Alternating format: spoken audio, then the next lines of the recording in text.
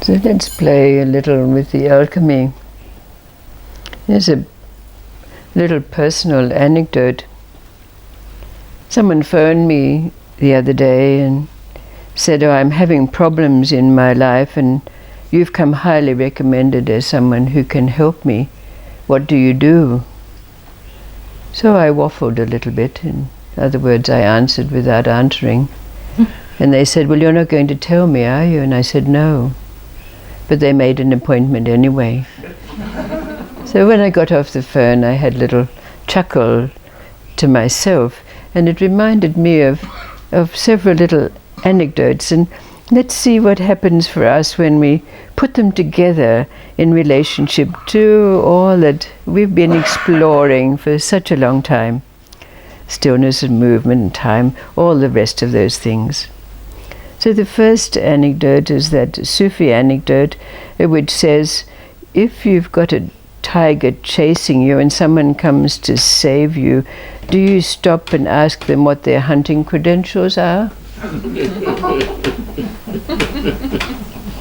Or the story of Mullah Nasruddin. He's walking along one day and he hears cries for help coming out of a well. And he goes over and he bends over the well and he says, "Can I help you? Can I help you?" And the voice from deep in the well, as the sound of floundering goes on, "Who are you?" "I'm Mullah Nasruddin." "Who's Mullah Nasruddin? Because I'm a grandee. I'm a noble and I'm used to mixing with nobles. What is your background?" Mullah Nasruddin said, "Oh, well, I really haven't ever asked my mother and father what our heritage is, but I can go home and ask them. I'll come back." But by the time he got back, of course, the man had already drowned. And then there's that little story about a great debater. He was a scholar of some renown. He could debate on any subject. He was a philosopher. He loved to discuss things and debate. But the end of his life came and he was taken up to the pearly gates, and there was St. Peter with his book, and St. Peter said, "Well, here I've got a list of all your good deeds and a list of all your bad deeds. Let me just wait." And the scholar says, "Wait a minute, let's discuss what good means and what bad means." And he went into a little tirade about the meanings of what good was and what bad was. Well, St. Peter just sighed and he took out a whistle from his back pocket and he blew on it. And the pearly gates opened and out come two burly angels, huge muscles bulging under their wings. And with a sigh, St. Peter says, "Take him in, he belongs to us."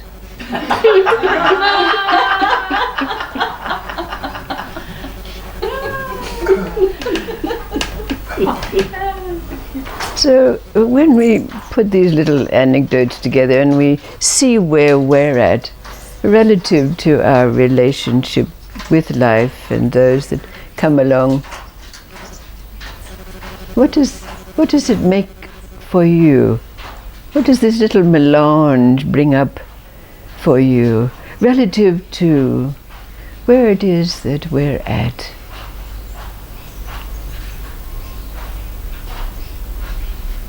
What does it mean when you put these anecdotes together? What is this deep knowing that we have that allows us to put a smile on our face or a chuckle after some interaction with? Well, for me, my immediate thing is that, really, I don't have to explain to people who I am because I know who I am. So I don't have to have some big explanation explaining why and when and how. Yes. And why is that? Because if someone asks us, "Who are you?" we really don't have an answer that we can encapsulate, is it? We can't say I'm God, or I'm the divine, or I'm this or I'm that anymore. So what is this that allows us to smile after any interaction that takes place? Well, you know how the mind works. We know, yes, Well, we do it ourselves, kind of thing. yes. But what do these three little anecdotes bring up for you as a little, when we put them together, like we put together those three levels of existence, when they come together, they allow us to respond in a way that's appropriate to whatever it is that comes along, because they work together, they go together. Our street smarts, our intuition, and our interrelationship with that being or that element or that.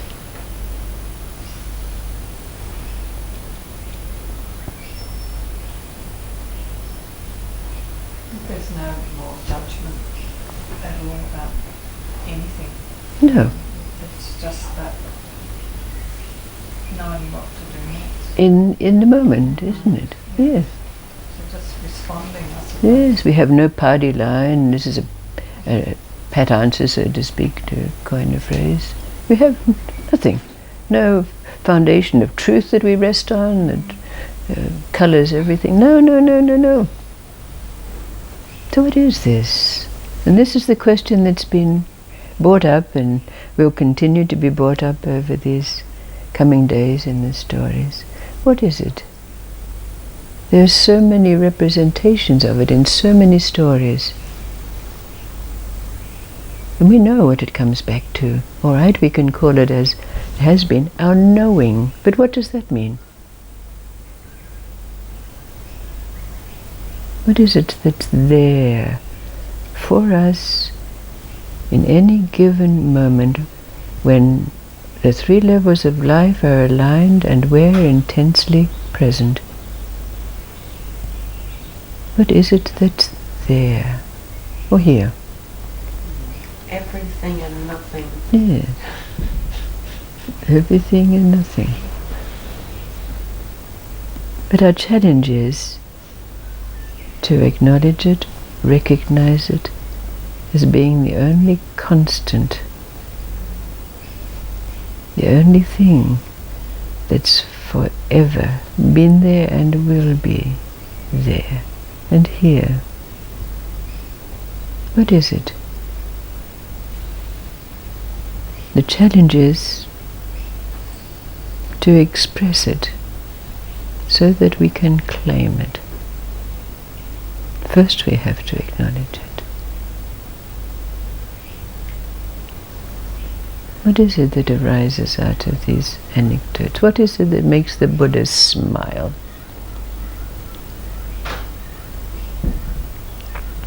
He always has that enigmatic smile on his face.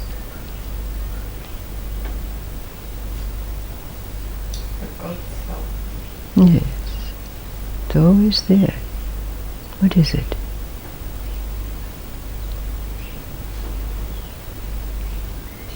I don't think it's very simple, it's just life. Right. You know, it's when I say life, I mean that not, you know, this is our life, but that essence of creation. Mm-hmm. Mm-hmm. And what names that like.